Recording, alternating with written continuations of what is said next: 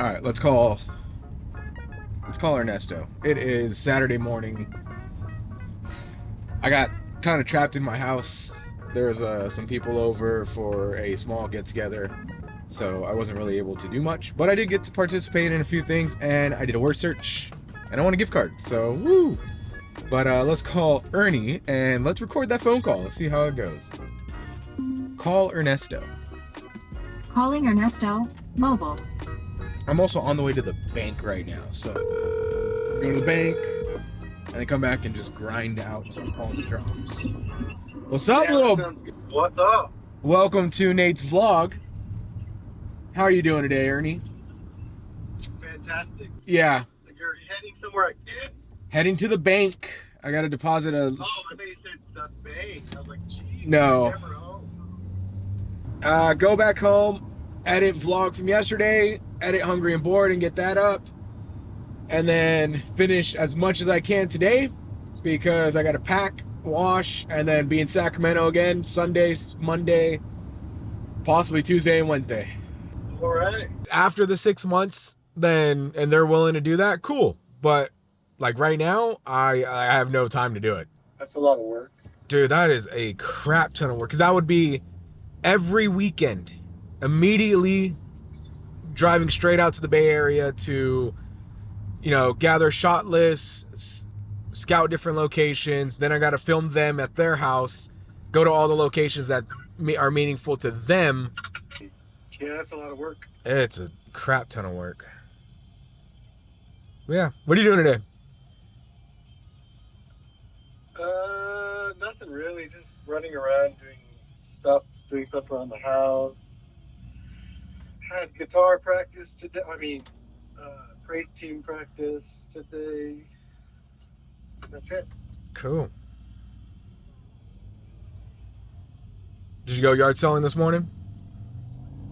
No, there's really only, a couple? One, maybe two around. I don't know how yard sales are right now. It is still like kind of winter time, huh? Yeah, so probably like March time frame, which I have too much stuff anyways I'm trying to sell. Yeah, I still need my payment. I haven't done anything with your stuff, but I have enough to get through like February, March. Oh, okay.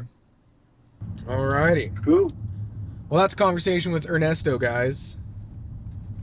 Boring. Nah, not too boring. Just a little boring. Okay. It's Ernie. Alright, man. Well, I guess I will hit you up later. Cool. Cool. Alright. Later. All right. Later. Hey, fam, March 8th, you in? Yeah, I am in. Caleb just messaged me to do video and photo for the youth service that they're going to have on March 8th at AWC.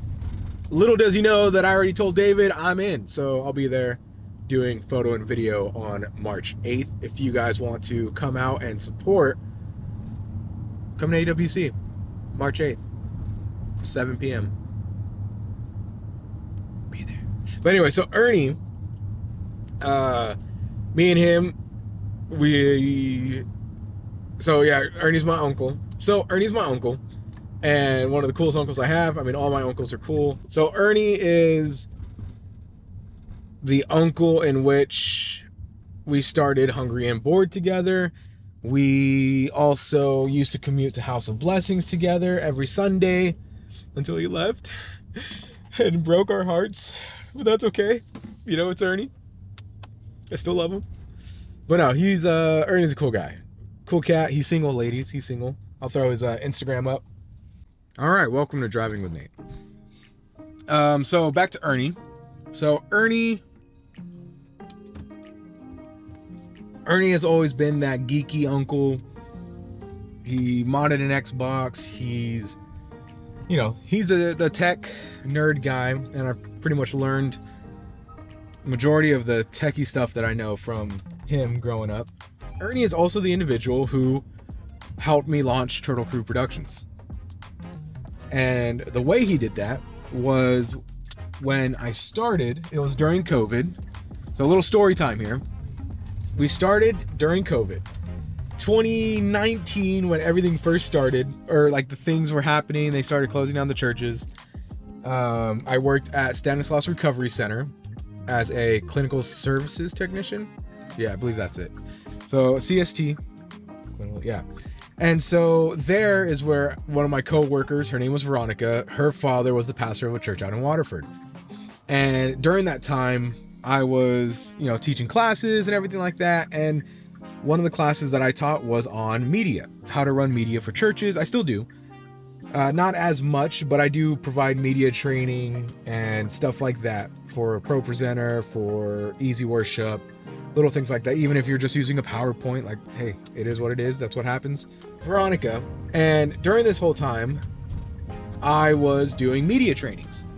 And at work, we had talked a little bit, and she was like, oh, you go to church? I was like, yeah, I go to church. And so we talked about church a little bit, and I told her I offer media trainings. I can also do, help her set up if they have a computer, if they have monitors, like what are they using? So we were trying to revamp their media. And so I went in to provide training.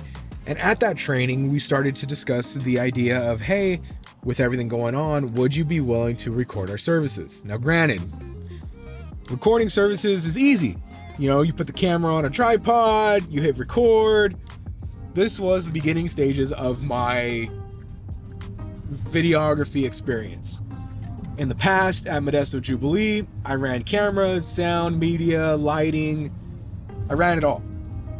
And so I would also do all the video editing. So I knew how to video edit with Premiere Pro, DaVinci Resolve. Only up till recently did I find out about Final Cut Pro when I switched to Mac. But to me, video editing, oh cool, I could do video editing. It's not a problem at all. And so me and Ernie, having no equipment, I don't know where I got the lights from. I think Ernie purchased the lights. I purchased the camera from my brother. And we told this church, yeah, we can definitely help you out. We will record and we will edit your video overnight and get it up into YouTube by Sunday. So me and Ernie would then go every Saturday morning to this church in Waterford. We would record the pastor's preaching. And then from there, I would take it back, edit it, and get it up on YouTube by the next day. And here is where, when I look back, when I look back 5 years ago, it is amazing to see where I've come from. When I look back 5 years ago, it's amazing to see how far I've come. Because me and Ernie were there with a janky little tripod. And with that one little tripod, I think we only had one light, and that light was falling apart. It was very thin light stand, it could barely hold up, and we had to use not even an extension cord. I think we used multiple surge protectors to connect it to the wall. And so we did like a one light setup, maybe two. I think we eventually got another light, but we started off with a Rebel T5i. We started off with a one light, a janky tripod, and I think a Rode shotgun mic, like one of the little shotgun mics from Rode. And man, it's just wild to see. So all of that being said, that's how we started. That is how me and Ernie started the whole video process of everything. And so Ernie would go with me to my video shoots. Anytime I had a video shoot, anytime I would need assistance, Ernie was my original second shooter. He was always there. Anytime I needed him, hey, Ernie, I got to shoot this weekend. My car was not reliable at the time, like whatsoever. It was one of those things where my car wasn't reliable at the time, and Ernie was like, yeah, dude, I'll definitely help you out. And so Ernie would drive with me to all these places. He would be my second shooter. We've shot a few weddings together. We have done events together, the church recordings together. So Ernie has been there from the start of Turtle Crew Productions. And so that's kind of like the background and how we started. And Ernie will still be my second shooter every now and again. We kind of branched out from that to do Hungry and Bored, BOARD, that's our podcast. And then now it's kind of expanding on that podcast. Like, how do we make that bigger and better? Do we open up a food shop because Ernie loves to cook? Does Ernie, go straight into real estate? I don't know. But that's kind of like the story of Turtle Crew Productions and how that started. And it goes further than that. So that's Ernie's story. That's how Turtle Crew Productions actually started off in video and video editing and all of that stuff. And it's just crazy to see. I went from a Rebel T5i to, I believe I purchased 2 Sony A7 IIs, and I was running those from time to time. I mean, those are great. The battery life sucked. And then from the 2 Sony A7 IIs, now I'm working with a Sony A7 III, and I love it. My goal is to upgrade to either an FX30 or an FX3. Those are the 2 cameras that I really want to purchase. And so, I don't know. It's been a wonderful experience looking back at everything over the last 5 years. There's definitely been a lot of growth over the last 5 years. And I think back and wow. I posted something the other day and it said something along the lines of, where you're at now is what you prayed for 5 years ago. And that's so true. 5 years ago, I may not have had this idea that I will be out there helping businesses or working in Stockton, with Empower Stockton and rebranding, providing commercials and headshots for all these businesses. I had no idea that would happen. I don't think I'd ever thought I'd be where I'm at today.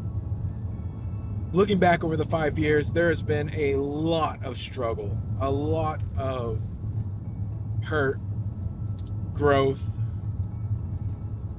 and again, it's, walk by faith, not by sight. I get that. And I did. I walked by faith, and I continue to walk by faith. And it just amazes me how far I've come. But better yet, it's looking back at all the people who have had influence on me and who have helped guide me to get to this point. Because I'm not going to lie, I didn't get here by myself whatsoever. Number one, God. God is the one who has brought me to where I'm at today and is continuously pushing me forward in everything that I do. He's the one who gave me these giftings, and now I'm using them to make an eternal difference. And to me, that's just incredible. But he also planted all those individuals who have had some type of influence on me or guided me or coached me over the last 5 years. And even before that. But people like Jeff Gamble, one of my coaches that I've known since, 2013, 2012. He was my first boss at Kaiser Permanente. And then you have Ike Flores, the guy who threw me into media. And so if Ike never threw me into media and running it for Jubilee, there would have never been a conversation with Veronica talking about, hey, I need help with media training, to then develop this whole idea of, hey, let's do some video recording. Jeff, Ike, Ernie, Vincent. Shoot, you have people from other jobs that I've had. There's people at these other jobs that I've had that have pushed me to follow my dream and passion. When I was working at Barnes & Noble, Mary, you have Mary. Mary is one of my favorite managers at Barnes & Noble. She also helped push me to follow my dreams. All my coworkers at Barnes & Noble, like speaking about my dreams and where I wanted to go, they supported me in all that. The people who supported me throughout the last 5+ years, it's all because of you.